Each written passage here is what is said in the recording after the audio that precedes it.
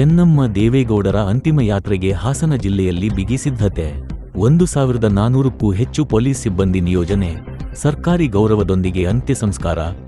ಹಾಸನದಲ್ಲಿ ಮಾಜಿ ಪ್ರಧಾನಿ ಹಾಗೂ ಹಾಸನ ಜಿಲ್ಲೆಯ ಹೆಮ್ಮೆಯ ನಾಯಕ ಎಚ್.ಡಿ. ದೇವೇಗೌಡ ಅವರ ಧರ್ಮಪತ್ನಿ ಚೆನ್ನಮ್ಮ ದೇವೇಗೌಡ ಅವರ ನಿಧನ ಹಿನ್ನೆಲೆಯಲ್ಲಿ ಅವರ ಅಂತಿಮ ಯಾತ್ರೆ ಮತ್ತು ಅಂತ್ಯಕ್ರಿಯೆಯನ್ನು ಅತ್ಯಂತ ಗೌರವಯುತವಾಗಿ, ಶಿಸ್ತುಬದ್ಧವಾಗಿ ಹಾಗೂ ಯಾವುದೇ ಲೋಪದೋಷವಾಗದಂತೆ ನಡೆಸಲು ಸರಕಾರದ ಆದೇಶದಂತೆ ಜಿಲ್ಲಾಡಳಿತದಿಂದ ವ್ಯಾಪಕ ಸಿದ್ಧತೆ ಕೈಗೊಳ್ಳಲಾಗಿದೆ ಎಂದು ಹಾಸನ ಸಂಸದ ಶ್ರೇಯಸ್ ಪಟೇಲ್ ತಿಳಿಸಿದರು. ನಗರದ ಜಿಲ್ಲಾಧಿಕಾರಿ ಕಚೇರಿ ಆವರಣದಲ್ಲಿ ಮಾಧ್ಯಮ ಪ್ರತಿನಿಧಿಗಳೊಂದಿಗೆ ಮಾತನಾಡಿದ ಅವರು, ಚೆನ್ನಮ್ಮ ದೇವೇಗೌಡ ಅವರು ದೇವೇಗೌಡರ ಕುಟುಂಬದ ಹಿರಿಯ ಸದಸ್ಯೆಯಷ್ಟೇ ಅಲ್ಲ, ಇಡೀ ಹಾಸನ ಜಿಲ್ಲೆಯ ಜನರ ಪ್ರೀತಿ ಮತ್ತು ಗೌರವಕ್ಕೆ ಪಾತ್ರರಾಗಿದ್ದ ಸರಳ, ಸಜ್ಜನ ವ್ಯಕ್ತಿತ್ವದ ಮಹಿಳೆ. ಅವರ ಅಗಲಿಕೆ ಜಿಲ್ಲೆಯ ಜನತೆಗೆ ಹಾಗೂ ರಾಜ್ಯದ ಸಾರ್ವಜನಿಕ ಬದುಕಿಗೆ ತುಂಬಲಾರದ ನಷ್ಟವಾಗಿದೆ ಎಂದು ಸಂತಾಪ ವ್ಯಕ್ತಪಡಿಸಿದರು. ಬೆಂಗಳೂರಿನ ಪದ್ಮನಾಭನಗರದಲ್ಲಿರುವ ದೇವೇಗೌಡರ ನಿವಾಸದಿಂದ ಹೊರಡುವ ಪಾರ್ಥಿವ ಶರೀರವನ್ನು ಸಂಜೆ ವೇಳೆಗೆ ಹಾಸನ ಜಿಲ್ಲೆಯ ಗಡಿ ಭಾಗವಾದ ಹಿರಿಸಾವೆಯಲ್ಲಿ ಜಿಲ್ಲಾಡಳಿತ, ಜನಪ್ರತಿನಿಧಿಗಳು ಹಾಗೂ ಪಕ್ಷದ ಮುಖಂಡರು ಅಧಿಕೃತವಾಗಿ ಸ್ವಾಗತಿಸಲಿದ್ದಾರೆ. ಅಲ್ಲಿಂದ ಚನ್ನರಾಯಪಟ್ಟಣ ತಾಲ್ಲೂಕು ಕಚೇರಿ, ಉದಯಪುರ, ಶಾಂತಿಗ್ರಾಮ, ಹಾಸನ ನಗರದ ಡೈರಿ ವೃತ್ತ ಹಾಗೂ ಎನ್ಆರ್ ವೃತ್ತ ಮಾರ್ಗವಾಗಿ ಮೊಸಳೆಹೊಸಳ್ಳಿಗೆ ಪಾರ್ಥಿವ ಶರೀರವನ್ನು ಕೊಂಡೊಯ್ಯಲಾಗುವುದು ಎಂದು ವಿವರಿಸಿದರು. ನಂತರ ಹೊಳೆನಸೀಪುರ ಶಾಸಕ ಎಚ್.ಡಿ. ರೇವಣ್ಣ ಅವರ ನಿವಾಸದ ಬಳಿ ಸಾರ್ವಜನಿಕರ ಅಂತಿಮ ದರ್ಶನಕ್ಕೆ ವ್ಯವಸ್ಥೆ ಮಾಡಲಾಗಿದ್ದು, ಸಾವಿರಾರು ಸಂಖ್ಯೆಯಲ್ಲಿ ಜನರು ಆಗಮಿಸುವ ನಿರೀಕ್ಷೆಯಿರುವುದರಿಂದ ಎಲ್ಲ ಅಗತ್ಯ ಸೌಲಭ್ಯಗಳನ್ನು ಕಲ್ಪಿಸಲಾಗಿದೆ ಎಂದು ಹೇಳಿದರು. ಅಂತಿಮ ಯಾತ್ರೆಯಲ್ಲಿ ಲಕ್ಷಾಂತರ ಜನರು ಭಾಗವಹಿಸುವ ಸಾಧ್ಯತೆ ಇರುವ ಹಿನ್ನೆಲೆಯಲ್ಲಿ ಜಿಲ್ಲಾಡಳಿತ ಮತ್ತು ಪೊಲೀಸ್ ಇಲಾಖೆ ವ್ಯಾಪಕ ಭದ್ರತಾ ಯೋಜನೆ ರೂಪಿಸಿದೆ. ಸುಮಾರು 1400ಕ್ಕೂ ಹೆಚ್ಚು ಪೊಲೀಸ್ ಸಿಬ್ಬಂದಿಯನ್ನು ಕರ್ತವ್ಯಕ್ಕೆ ನಿಯೋಜಿಸಲಾಗಿದೆ. ಹಾಸನ ಜಿಲ್ಲಾ ಪೊಲೀಸ್ ವರಿಷ್ಠಾಧಿಕಾರಿಯೊಂದಿಗೆ ಇತರೆ ಜಿಲ್ಲೆಗಳಿಂದ 5 ಎಸ್ಪಿ ಅಧಿಕಾರಿಗಳು, 60ಕ್ಕೂ ಹೆಚ್ಚು ಡಿವೈಎಸ್ಪಿಗಳು, 250ಕ್ಕೂ ಹೆಚ್ಚು ಪಿಎಸ್ಐಗಳು ಸೇರಿದಂತೆ ಹಿರಿಯ ಮತ್ತು ಕಿರಿಯ ಪೊಲೀಸ್ ಅಧಿಕಾರಿಗಳನ್ನು ಭದ್ರತೆಗೆ ನಿಯೋಜಿಸಲಾಗಿದೆ ಎಂದು ಸಂಸದರು ಮಾಹಿತಿ ನೀಡಿದರು. ನಮ್ಮ ಜಿಲ್ಲೆಗೆ ಒಂದು ಅತ್ಯಂತ ಸೂಚಕವಾದಂತಹ ದಿನ.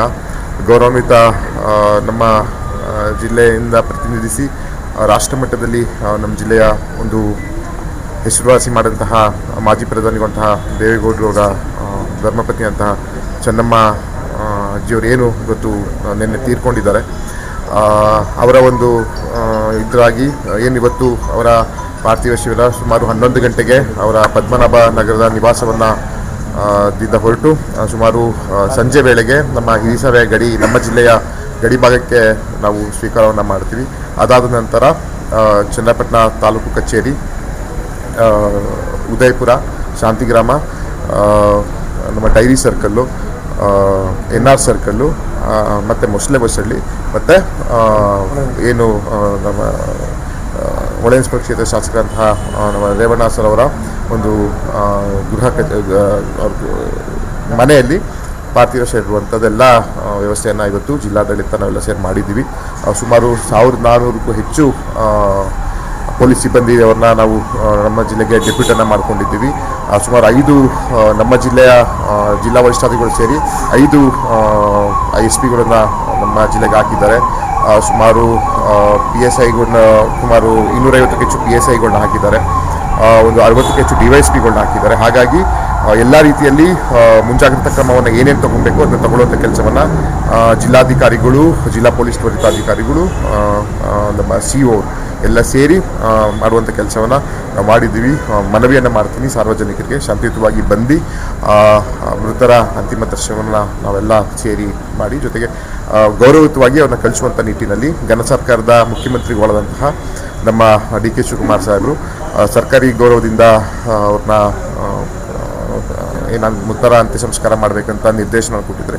ಅದು ಸುತ್ತಲೂ ಸಹ ಇನ್ನೊಂದು ಕೆಲವೇ ನಿಮಿಷಗಳಲ್ಲಿ ಆ ಸುತ್ತೋಲೆ ನಮ್ಮ ಜಿಲ್ಲಾಧಿಕಾರಿಗಳಿಗೆ ಬರ್ತದೆ. ಅದಾದ ನಂತರ ನಾವು ಯಾವ ರೀತಿಯಲ್ಲಿ ಪ್ರೋಟೋಕಾಲ್ನ ಅರೇಂಜ್ ಮಾಡಬೇಕು ಅದನ್ನು ಮಾಡುವಂಥ ಕೆಲಸವನ್ನು ನಾವು ಮಾಡ್ತೀವಿ. ಇದೊಂದು ನಮ್ಮೆಲ್ಲರ ಜವಾಬ್ದಾರಿ. ಯಾಕಂತ ಹೇಳಿದ್ರೆ ಇವತ್ತು ಎಲ್ಲರಿಗೂ ತಮ್ಮ ಕುಟುಂಬದಲ್ಲಿ ತಾಯಿ ಮಡದಿಯೇ ಒಂದು ಬೆನ್ನೆಲುಬು. ಅದೇ ರೀತಿಯಲ್ಲಿ ಇವತ್ತು ಅವ್ರ ಕುಟುಂಬದಲ್ಲಿ ಒಬ್ಬ ಬೆನ್ನೆಲುಬಾಗಿದ್ದಂತಹ ಚೆನ್ನಮ್ಮ ಅಜ್ಜಿಯವರ ಒಂದು ಅಂತಿಮ ದರ್ಶನ, ಅಂತಿಮ ಯಾತ್ರೆಯನ್ನು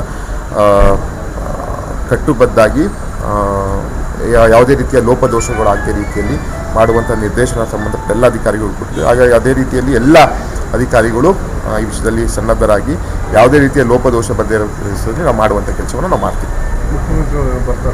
ಮುಖ್ಯಮಂತ್ರಿಗಳು ನಾಳೆ ಅಂತ್ಯ ಸಂಸ್ಕಾರಕ್ಕೆ ಭಾಗಿಯಾಗುವಂಥದ್ದು ಬೆಳಗ್ಗೆ ಕರೆ ಮಾಡಿ ಹೇಳಿದ್ದಾರೆ. ಅವರು ಸಹ ಈ ಒಂದು ಅಂತ್ಯ ಸಂಸ್ಕಾರ ಭಾಗಿಯಾಗಲಿದ್ದಾರೆ.